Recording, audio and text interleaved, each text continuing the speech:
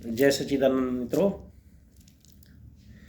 आज थोड़ा शिव निराकार बाबा परमपिता परमात्मा ब्रह्मांडों कोटि कोटि ब्रह्मांडों का मालिक, जिनका निवास परम धाम है, जो जन्म मरण से न्यारे हैं, सब बच्चों के लिए कहना है कि बच्चों,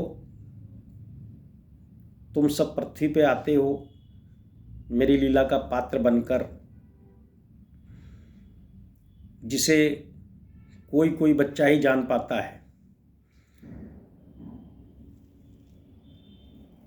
बहुत सी लीलाएं तुम देखते हो, खेलते हो तुम बच्चे आपस में। मुझे सब बच्चों को खेलते हुए देखना बहुत खुशी देता है।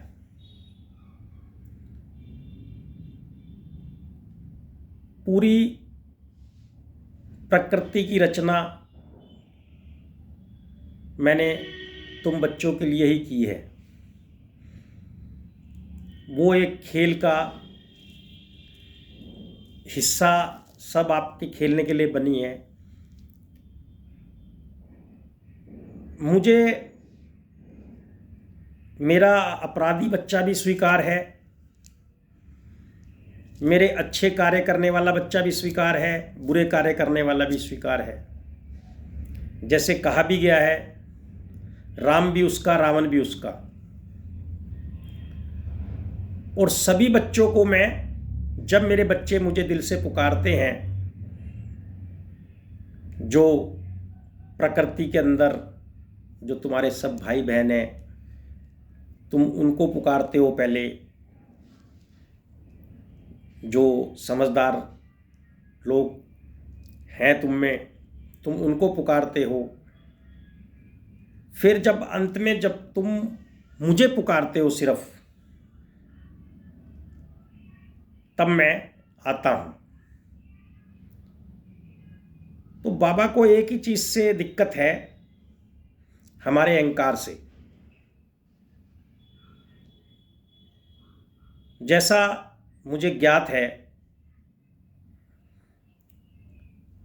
रावण का अहंकार राम जी ने तोड़ा, राम जी का अहंकार लव कुश ने तोड़ा। इसी तरह हम सबको किसी ना किसी स्टेज पे अहंकार होता ही है। एक स्टेज ऐसी आती है कि हमें अहंकार सबको घेरी लेता है, फिर वो बाबा हमारे अहंकार को तोड़ता है। वो ये कहते हैं कि तुम जिद्दी बच्चे मत बनो मेरे, किसी भी चीज की जिद मत लगाओ। जो बच्चा ये कहता है मैं केवल अच्छे काम ही करूंगा, बुरे नहीं करूंगा, उससे वो बुरे कराता है। सैकड़ों अनुभव मेरे अपने जीवन के हैं। आप लोगों ने कभी इतना सूक्ष्म रूप से खुद के जीवन को देखा या नहीं देखा मुझे नहीं मालूम, लेकिन मैंने अपने कर्मों को बहुत सूक्ष्म रूप से देखा है। क्योंकि जब तक हम सूक्ष्म से सूक्ष्म कर्म को अपने नहीं देखना सीखेंगे, तब तक हमें सही ज्ञान की प्राप्ति बाबा के द्वारा नहीं होती। वो कहता है, अगर तुम कहते हो कि मैं मंदिर जाने के बगैर खाना नहीं खाता, तो वो तुम्हें मंदिर जाए बगैर खाना खिलाएगा। तुम कहोगे मैं व्रत रखता हूं इतने, जरूर वो तुम्हारे व्रत तुड़वाएगा। अगर हम ये कहते हैं कि हम ये काम नहीं करेंगे, वही वो करवाएगा। और अगर हम ये कहते हैं कि हम यही काम करेंगे, उसमें वो रुकावट डलवाएगा। उसको हर चीज से खिलाफ है बाबा, जिसकी हम जिद पकड़ते हैं। वो कहता है मैं करवा रहा हूं, तुम खेल को खेलते रहो, जिद मत लगाओ। इस खेल के अंदर खिलाड़ी बदलते रहेंगे, कभी कोई ऊपर आ जाएगा, कभी कोई नीचे आ जाएगा, और सबके पास ही एक सीमित ही ज्ञान में भेजता हूं। इसीलिए चलो ब्रह्मांड के बारे में तो हम नहीं जानते, लेकिन पृथ्वी पे आपने देखा होगा कि कोई भी ऐसा जीव या व्यक्ति ऐसा नहीं है बड़े से बड़ा जो सब पूजते हों जिसे। कोई किसी की अच्छाइयों को पूज रहा है, कोई किसी की अच्छाइयों को पूज रहा है।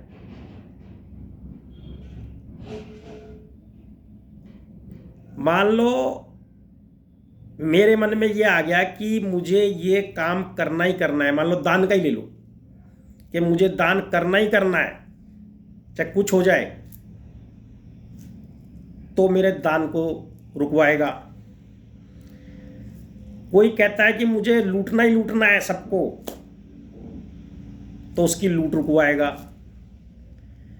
कोई कहेगा मैं तो समय पे हर चीज देता हूं, व्यापारी तरीके से भी देखें कि लेन देन में समय पे करता हूं, तो वो कितना भी बड़ा तुर्रम खाओ उसकी उस चीज में अड़चन दिलवाएगा।